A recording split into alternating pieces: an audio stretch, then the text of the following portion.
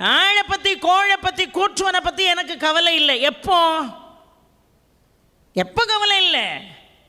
குமரேசன் இரு தாழும் சிலம்பும் சதங்கையும் தண்டையும் சண்முகமும் தோளும் கடமும் எனக்கு முன்னாடி வந்து தோன்றக்கூடிய அளவுக்கு என் மனமோ என்னுடைய அகப்புற வாழ்க்கையும் இருந்தா நான் ஆளை பற்றியும் கோழை பற்றியும் கவலைப்பட வேண்டாம்னு சொல்றாரு.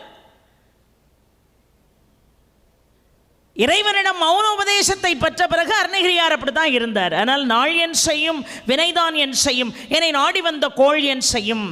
குமரேசனுடைய பாத கமலங்களை பார்க்கக்கூடிய பாக்கியத்தை நான் பெற்ற பிறகு இந்த நாளுங்கோளும் என்ன நெருங்க முடியுமான்னு பாடுறார். ஆனால் உங்களுக்கும் எனக்கும் என்னது?